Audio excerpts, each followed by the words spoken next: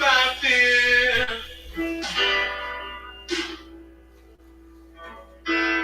I'm in a box. I've got no place to go. If I follow my mind, I know I'll slaughter my own.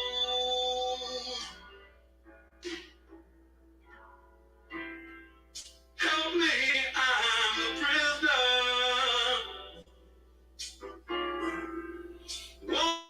Won't you hear my plea? I need somebody, yeah, to listen to me. I beg you, brothers and sisters, I'm counting on you, yeah.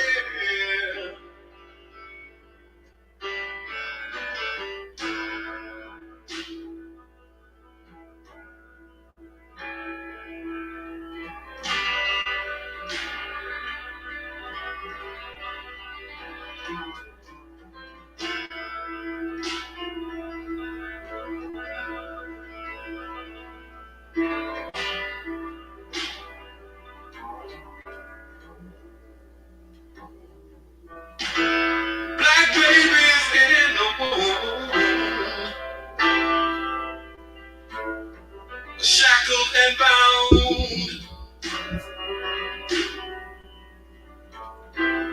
chained by the caveman.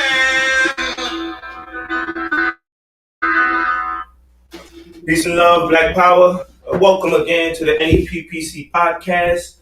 I'm Brother Frank. I'm with former political prisoner Abdul Haq Islam. In today's episode, we have a conversation with our brother, former political prisoner and freedom fighter, Jalil Muntaqim. Before we start off, I just want to remind everybody to please check out the Kamal Siddiqui campaign. They have a writing workshop that's happening. Let me put it on. Yes, this writing workshop will be happening in one of the days of Kwanzaa. Let's recognize our political prisoners and their sacrifice. We have free Matula Shakur. He's home with his family. Continue to donate to MatulaShakur.com. He definitely needs some support. Those who contributed already, we appreciate it. There's more than one way you can contribute. Share with 10 people. Like this channel. And go to our YouTube channel, NEPPC on YouTube. And please share with as many people as possible. Peace. Peace.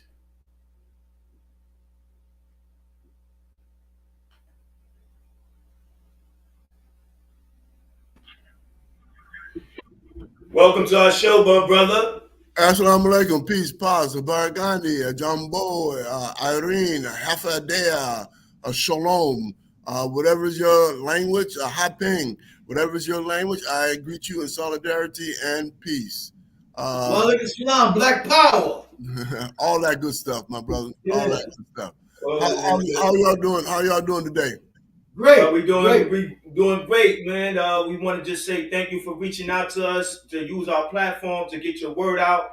The floor is yours, brother. We don't want to waste no time, but we only use your half an hour. All right, cool. Well, my reason for communicating with y'all today is that, let's see, trying to get this thing straight here. Which way is it? This way? No, this way. Oh, man, okay. Trying to get myself looking good here. Listen, the reason why I got in contact with you because I need to share with you a campaign that we're initiating. As some of you know, I work with the organization, a nonprofit called Citizen Action of New York. I'm the special projects coordinator here in Rochester. Many of you know that Rochester is the home of our great contemporary abolitionist of Frederick Douglass. Right, Frederick Douglass is home in Rochester. And so what we're doing, we're raising the legacy of Frederick Douglass in a capacity from which we are trying to deal with the issues of slavery. As you know, as an abolitionist, Frederick Douglass was, right, in this city of Rochester, We need to continue to be abolitionists, liberators, and emancipators. Those are the goals and objectives that we should try to emulate.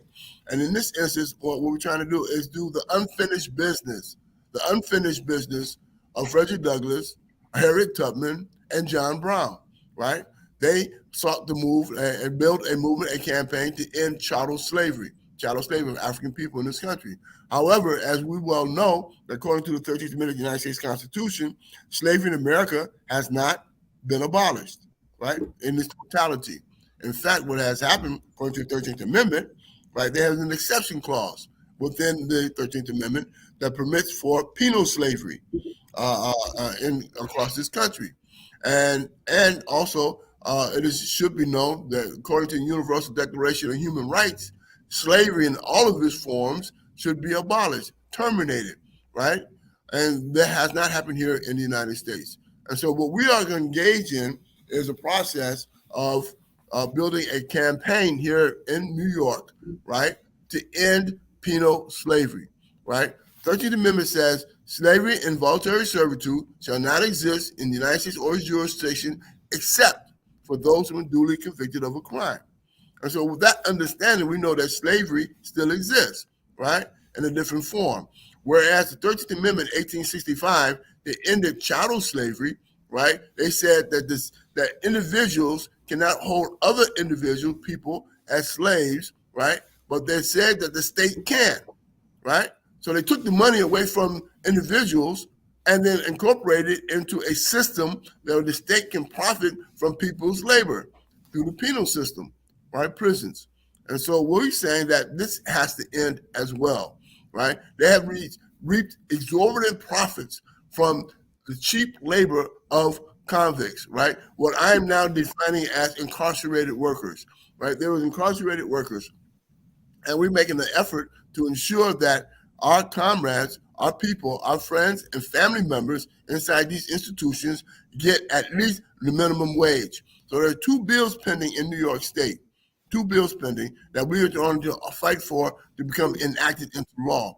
One of the bills specifically deals with the issues of the Enforced Labor Act. It's called the Enforced Labor Act, and has been submitted to the legislature by a senator named Murray, a black guy, right, who actually has some consciousness in terms of the issues that are being raised, right, on this particular subject matter, right, of penal servitude. And so the bill that he put in called Enforced Labor Act.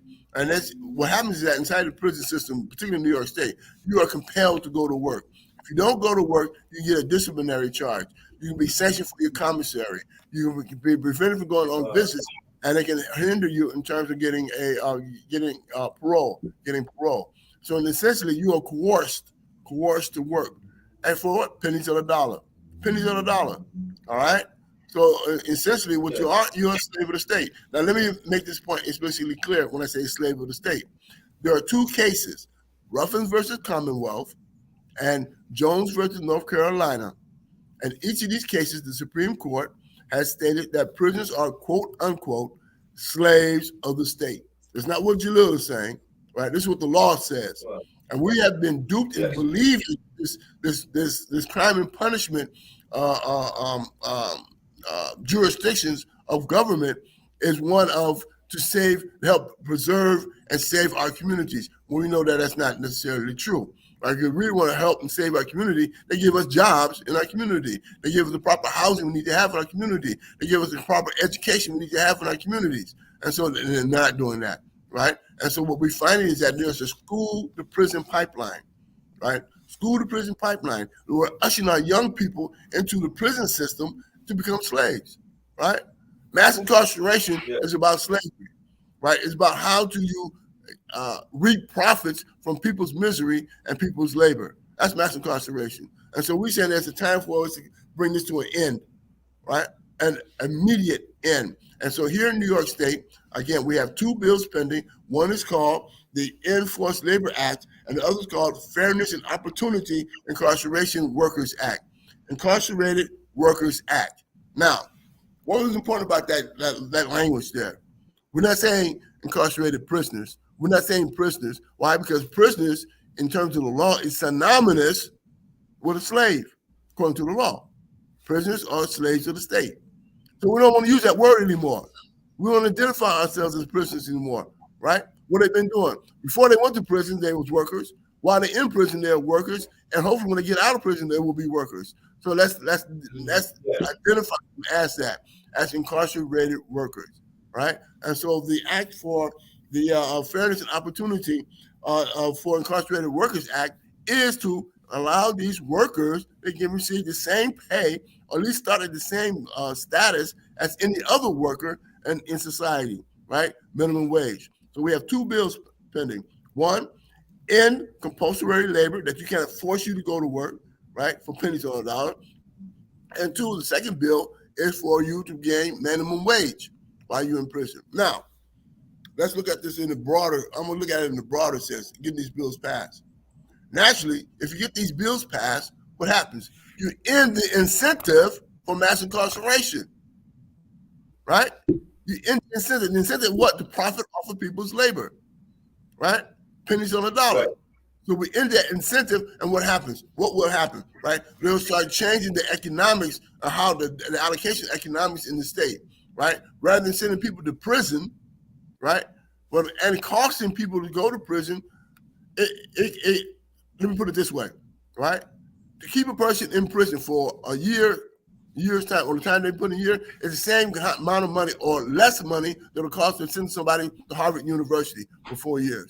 To graduate. Yeah, could I say something? I'm sorry to interrupt you, brother. I was just doing some research, and it was an article titled Comptroller Stringer Cost of Incarceration per Person in New York City Skyrockets to All-Time High. And this was December 6, 2021, and it said annual cost, $556,539 a person per year, or $1,525 each day. And this was in New York City. I just wanted to share that with you because I was doing some research based on what you were talking about.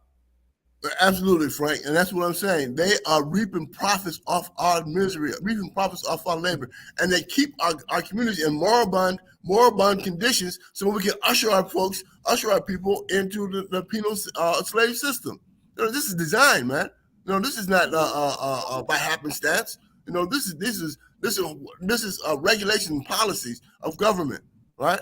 And so what we need to do, we have to challenge it. And so we have two courageous legislators, a guy named Myrie, right, in the senator, and a guy named Epstein, who's an assembly person, who authored these two bills, all right?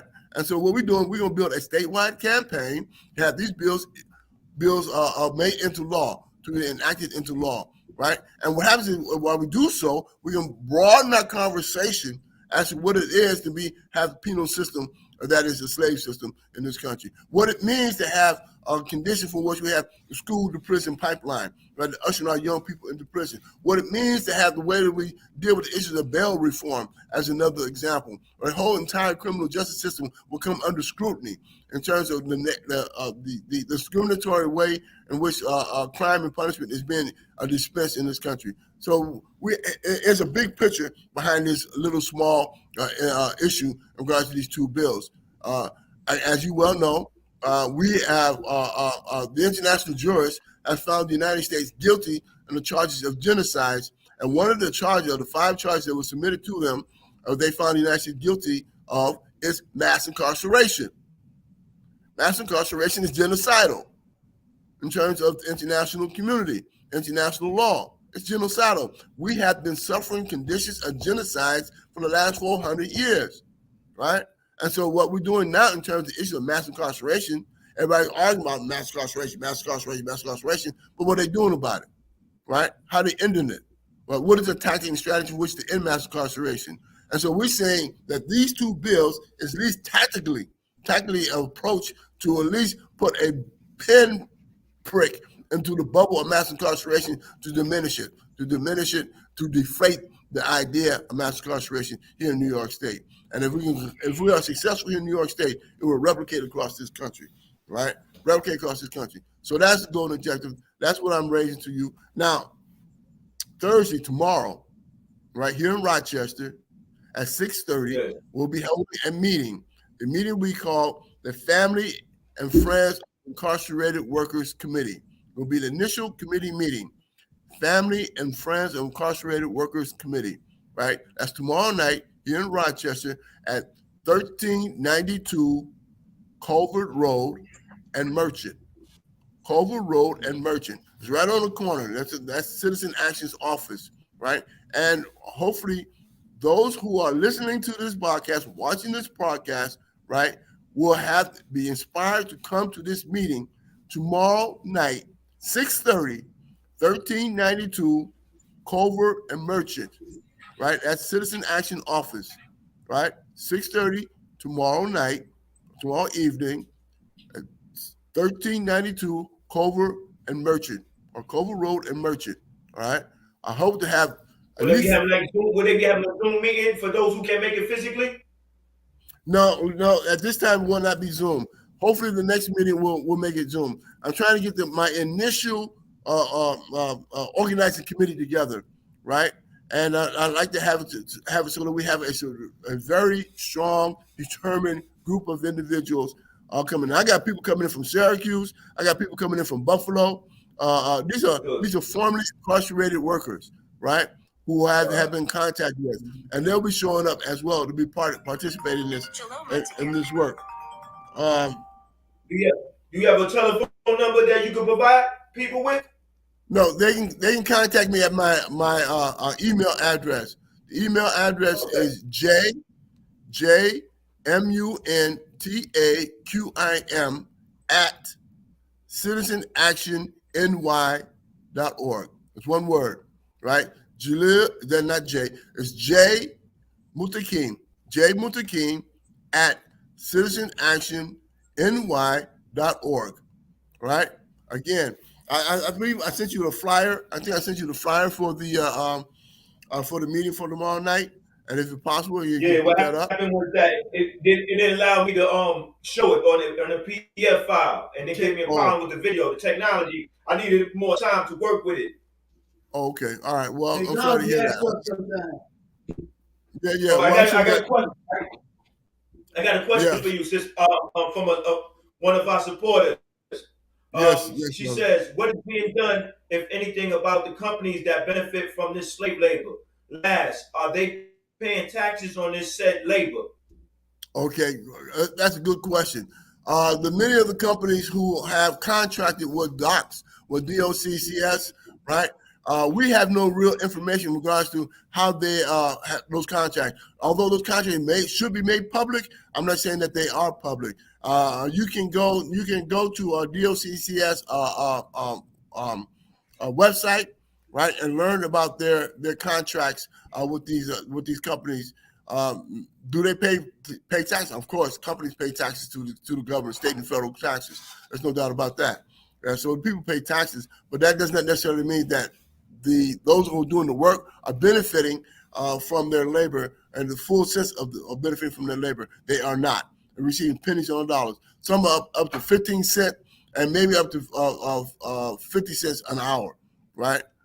That's the most. That's the most they're going to get inside prisons, right? Whereas these companies are reaping millions of dollars from prisoners' labor, right? From incarcerated workers' labor. And so for us, it's important that we change these laws and like I said, put a pinprick in the bubble of mass incarceration to deflate that bubble, to diminish the capacity from which they can reap exorbitant profits from the labor of incarcerated workers. That's the goal and objective. We're going to end mass incarceration here and across this country. We're going to end penal slavery here and across this country. And we cannot do it. I cannot do it naturally. I cannot do it by myself. We need to build a statewide campaign. Now, the statewide campaign for this work is called 13 Forward. You can see that, right? 13 Forward. That's what we're doing.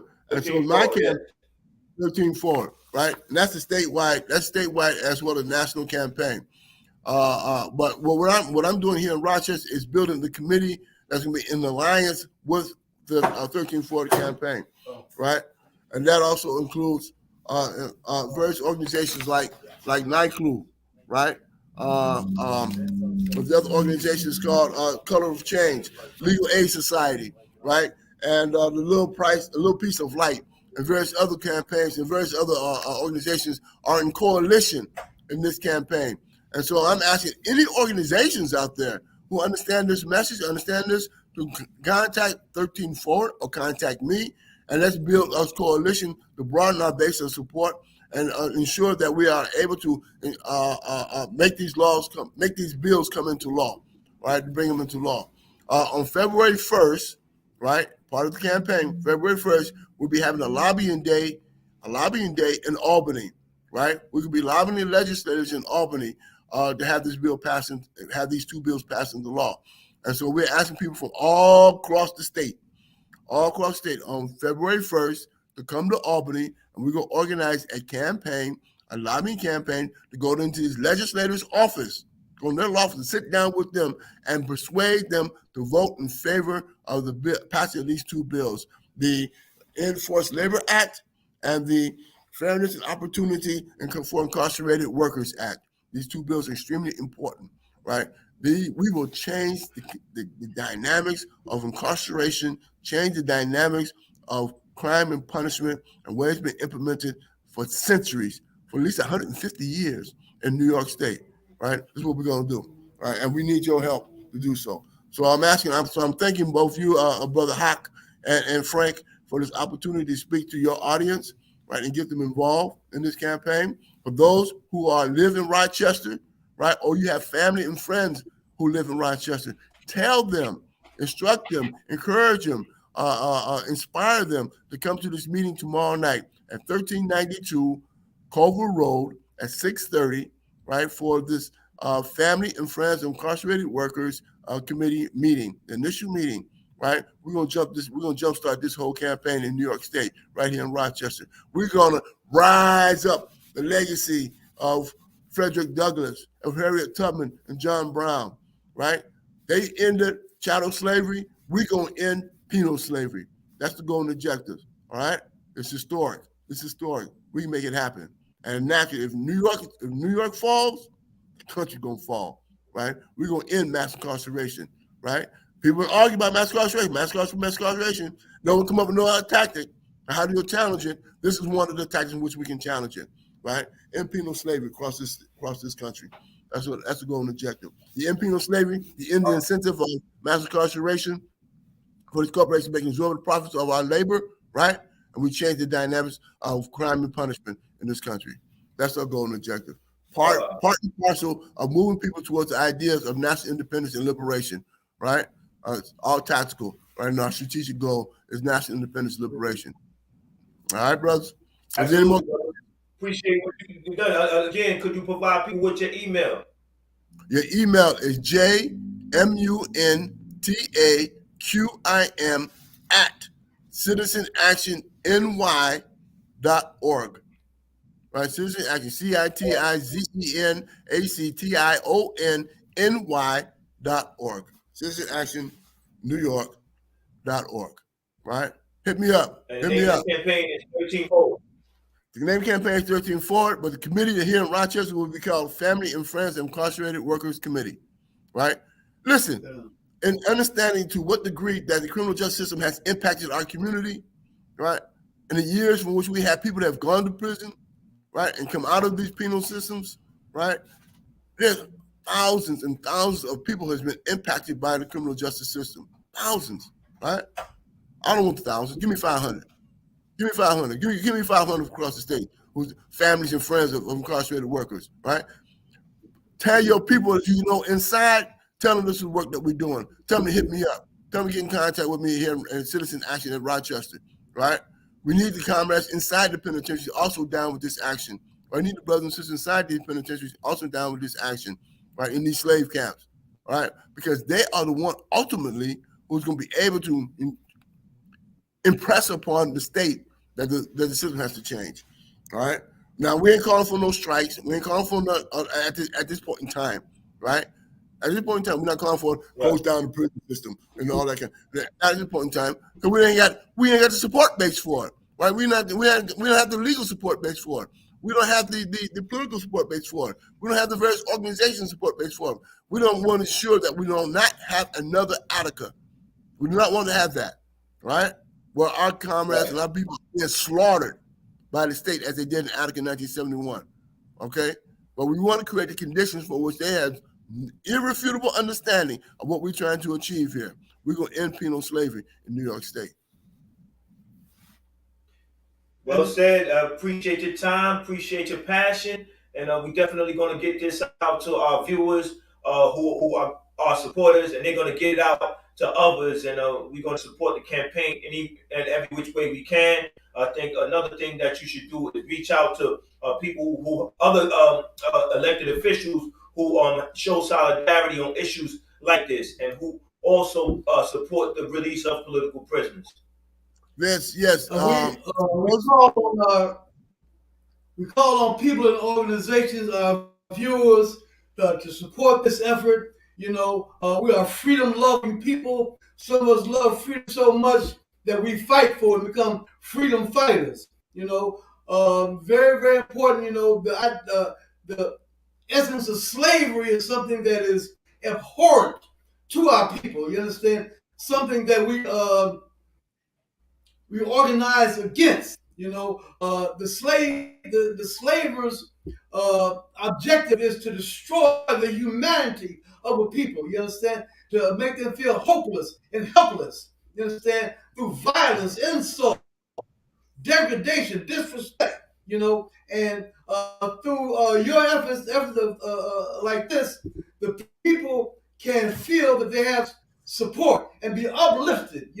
So we encourage our viewers to get down with this, to love this campaign, you understand, and to communicate with our brothers and sisters on the inside, you understand, and let them know that we're all about their freedom and their liberation out here, and to look up and feel hope in your hearts. That's right. Yes. Well said. And we got work to do now. I got work to do, brothers. Got work to do. Okay. All right. Again, 1392 Culver Road at 6:30 tomorrow night. I'll be here. I'll be square. Okay. All right, my brothers. I got to roll. All right. All right, man. Peace, brother. Keep fighting. And thanks for the time and the opportunity. We be telling our people that we got talented brothers and sisters on lockdown, and we say that brothers like Jalil Muntaqim come out here and do work. And this is an example of that work, an example of why we need to free them all. Free them all. Free them all. That's the call. Free them all. All right, brother. Free them all. All right, peace. Alaikum salam. Alaikum salam. Yes, so much respect and love to our brother who reached out to us about utilizing our platform to get his word out. I think that says a lot about what we're doing as a podcast and what we're doing as an organization, because we know that we have our work ahead of us, but we have that responsibility, accountability when it comes to the ideas of our freedom fighters. Our freedom fighters want our freedom, and they're willing to organize and fight for it. They're willing to sacrifice for it, and we should show admiration and respect by supporting them any and every way that we can. And I think that the brother laid out a great plan. I think that once it has enough support, then it will manifest at the level that he wants it to manifest and that we want it to manifest, because we don't want to see mass incarceration. As I just gave you the information that was written about how much it costs for somebody to be incarcerated for just one day. And just think about how somebody's monetizing our misery. And we have to be infuriated by that, to the point that we're going to organize and do something to challenge those ideas, because those ideas, once they go unchallenged, then they continue to carry on to the next generation, and our next generation can have a certain life that is beautiful, and instead they have a life of misery because we didn't do our job in the time that we were supposed to do it. So when we talk about our political prisoners, we're talking about people with ideas, people who are intent on their passion for freedom, and who are committed to bringing those ideas to us. So we have to continue to struggle, free our political prisoners. We have to do this any and every time that we have the opportunity to do such. Kwanzaa's coming up, so there's a number of principles that will be recognized during that time. It's very important to talk about what we are doing as a people. The 13th campaign the 13 Forward campaign by Jalil that he just laid out. We got to talk about that. We got to talk about Kamal Siddiqui, writing him that campaign to make sure that he remains strong, make sure that he knows he's not forgotten. I just gave you the information. Make sure you share that with at least 10 people. And while you're at a gathering of family and friends, talk to them about justice. Talk about the fight to combat injustice. Because if we don't, then we're in compliance with injustice, and we don't care about those who are suffering. And at some point, us not caring only allows this treatment or mistreatment, rather, of common people to continue to exist. And at some time, somebody dear to us will be affected, if not already. Abu Haq Islam, I think we're coming to an end of this episode, this historic episode, because this is one that definitely is going to be circulated in many places and bring about a certain level of consciousness for those who might not be there at this particular time.